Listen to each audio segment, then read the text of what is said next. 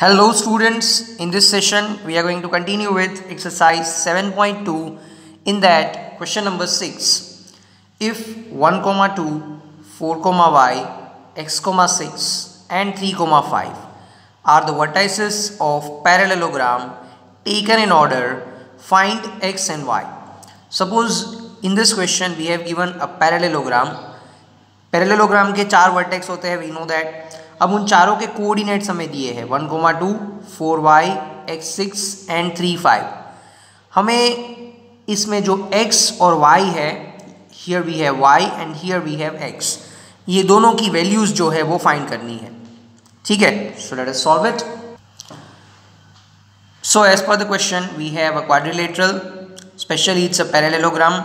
अब इसके 4 vertices suppose A, B, C और D है, जिसमें A के कोऑर्डिनेट्स 1, 2, B के कोऑर्डिनेट्स 4, y, C के कोऑर्डिनेट्स x, 6 और D के कोऑर्डिनेट्स है 3, 5. ठीक है. नाउ जो हमने अज्यूम किया है वो लिख लेते हैं पहले. For parallelogram A, B, C, D, vertices are A, x1, y1, that is 1, 2, B, x2, y2, that is 4, y, C, x3, y3, that is x, 6 and D, x4, y4, that is 3, 5. ठीक है. अब for a parallelogram, one thing we know is diagonals of parallelogram bisect each other. अब bisect का मतलब क्या होता है? Equal parts में एक दूसरे को डिवाइड करते हैं. दैट मीन्स ये जो AC है और ये जो BD है, इन दोनों के पार्ट्स होंगे because they are intersecting each other at O. तो AC के जो पार्ट्स होंगे वो होंगे AO और OC, और ये दोनों पार्ट्स इक्वल होंगे बिकॉज इस O पॉइंट की वजह से ये डायगोनल जो है वो बाइसेक्ट हो गया है. सिमिलरली जो BD के पार्ट्स होंगे BO और OD, ये भी इक्वल होंगे बिकॉज O की वजह से ये डायगोनल भी बाइसेक्ट हो गया है. ठीक है, दैट मीन्स इन दोनों पार्ट की लेंथ भी कितनी कैसी होगी? सेम होगी. ठीक है. So for this, for ABCD, AO is equal to OC for diagonal AC. अब AO और OC इक्वल है तो इसका मतलब ये हुआ कि O जो है वो AC का क्या होगा? मिड पॉइंट होगा. ठीक है.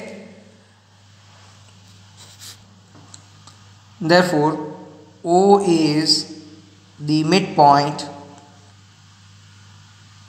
of AC. अब O का अगर कोऑर्डिनेट फाइंड करना है तो therefore कोऑर्डिनेट्स ऑफ O के कोऑर्डिनेट्स फाइंड करने के लिए हम लोग फॉर्मूला यूज करेंगे मिड पॉइंट का. और मिड पॉइंट का फॉर्मूला क्या है? हमें कोऑर्डिनेट A और C के बीच में मिड पॉइंट का फॉर्मूला लगाना होगा. तो A के कोऑर्डिनेट है x1, y1, C के है x3, y3. So let's apply a formula. x1 plus x3 by 2, y1 plus y3 by 2. ठीक है. अब जो वैल्यूज अवेलेबल है उनको पुट कर दो.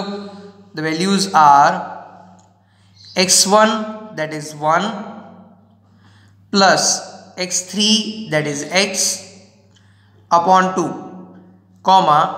y1 that is 2, y3 that is 6 upon 2. अब जो काम हमने AC के लिए किया है वही हम BD के लिए भी कर सकते हैं.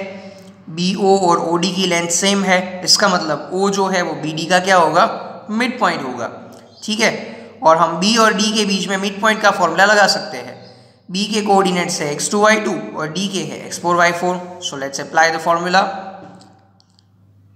For ABCD, BO is equal to OD for diagonal BD. इसका मतलब ये हुआ कि O जो है वो मिड पॉइंट ऑफ BD, जैसे AC का मिड पॉइंट था वैसे BD का भी ये मिड पॉइंट है। इसका मतलब O के कोऑर्डिनेट्स फाइंड करने हैं, तो we can apply a formula x2 plus x4/2 y2 plus y4/2। ठीक है, अब x2 की वैल्यू है 4 और x4 की वैल्यू है 3, so we can put the values 4 plus 3/2। Similarly y2 की वैल्यू है y, y4 की वैल्यू है 5, so we can apply that value as well. y4 that is equal to y and y4 that is equal to 5/2। ठीक है, अब ये भी O के कोऑर्डिनेट्स है, ये भी O के कोऑर्डिनेट्स है, तो हम दोनों को इक्वलाइज कर सकते हैं। Clear? Okay, so by equalising them हम लोग x कोऑर्डिनेट को x कोऑर्डिनेट से इक्वलाइज करेंगे, y कोऑर्डिनेट को y से इक्वलाइज करेंगे। So for this 1 plus x/2 is equal to 4 plus 3/2, and similarly 2 plus 6/2 is equal to y plus 5/2. Now let's solve it. 1 plus x is equal to 1 plus x/2 is equal to 7/2. अब ये 2 यहाँ पे division में है, सामने जाएगा तो multiplication में जाएगा, और यहाँ से 2 कट हो जाएगा। We can directly cut them. 2 divided by 2 we can cut them. So what we have is 1 plus x is equal to 7. इस 1 को राइट साइड ले लो, मतलब ये प्लस में से माइनस होगा। So x is equal to 7 minus 1 that is equal to 6।